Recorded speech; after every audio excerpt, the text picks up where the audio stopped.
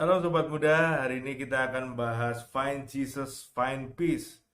Menemukan Yesus, menemukan damai. Kita akan dasari dari kebenaran firman Tuhan dalam Kolose 3 ayat 15. Hendaklah damai sejahtera Kristus memerintah dalam hatimu, karena untuk itulah kamu telah dipanggil menjadi satu tubuh dan bersyukurlah. Pembacaan ayat di atas mengetahui adanya pengaruh ajaran yang salah di dalam jemaat Tuhan di Kolose. Jadi tulisan ini untuk menegur jemaat di Kolose karena di sana ada ajaran-ajaran dari Yunani yang berusaha mempengaruhi dan masuk ke dalam gereja. Hal inilah yang membuat jemaat hidup tidak kembali lagi berpusat kepada Kristus. Nah, pengaruh-pengaruh dari Yunani ini coba masuk ke dalam gereja dan coba untuk mempengaruhi mereka tidak lagi berpusat pada Yesus, tapi berpusat kepada peraturan-peraturan yang harus mereka lakukan supaya mereka diberkati. Nah, hal-hal ini cukup berbahaya dan surat ini menegaskan bahwa kita harus kembali berpusat kepada Kristus. Jemaat Kolose sudah merendahkan dirinya dan melakukan perintah Tuhan. Ya, tapi motivasinya keliru. Karena mereka kembali lagi melakukannya sekedar ingin diberkati, ingin terlihat hebat, dan itu tidak berpusat kepada Kristus. Paulus dalam surat Kolose berkali-kali menekankan untuk kembali kepada Kristus.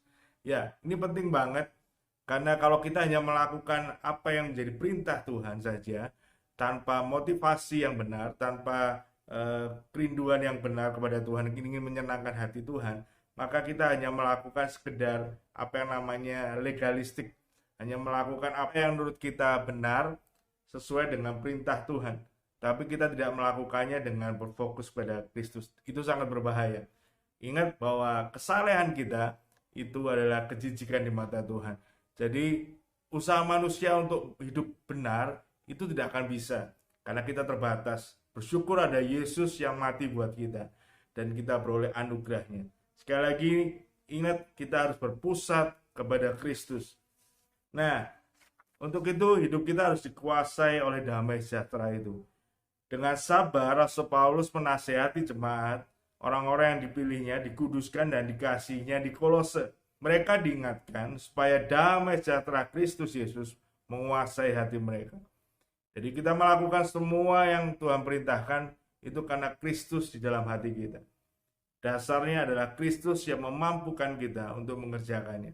Bukan usaha kita, bukan ego kita, bukan karena transaksional kita melakukan sesuatu yang menurut kita baik dan Tuhan akan memberikan apa yang kita mau. No, tapi kita sadari betul bahwa kita membutuhkan damai sejahtera Kristus itu tinggal di dalam hati kita. Agar mereka menjalani hidup mereka berdasarkan kasih, sukacita, dan damai sejahtera yang bersumber dari Yesus. Ya, di dunia ini tidak ada lagi damai, sukacita selain hanya dari Yesus Kristus. Orang dunia coba mencari sukacita itu mungkin dengan hobinya, mungkin dengan datang ke tempat-tempat hiburan, tapi sukacitanya hanya terbatas. Begitu mereka keluar dari hiburan mereka, begitu mereka keluar dari melakukan hobi mereka, mereka akan kembali tidak bersukacita, atau mereka kembali bersedih hati, bersungut-sungut, marah-marah. Hanya sukacita yang dalam Kristus, damai sejahtera itu yang bersumber dari Kristus saja yang sifatnya kekal. Makanya kita harus tanamkan damai sejahtera itu dalam hidup kita, agar damai sejahtera itu memerintah dalam hidup kita dan Kristus menjadi pusat dalam kehidupan kita. Sebab untuk itulah kita dipilih. Yes, firman Tuhan tadi jelas. Untuk itulah kita dipilih, dipanggil, dikuduskannya, dikasihnya, dipersatukan menjadi satu tubuh dalam Yesus Kristus. Nah, bagaimana dengan aplikasinya? Sejatinya Tuhan sudah menetapkan rencananya yang sangat indah bagi kita semua. Rancangannya sungguh sangat sempurna. Dia Yesus Kristus Tuhan kita menetapkan rancangannya yang penuh sukacita dan damai sejahtera dengan sangat berkelimpahan. Kita hanya diminta tinggallah di dalam damai sejahtera Kristus dan biarlah itu memerintah dalam hati kita.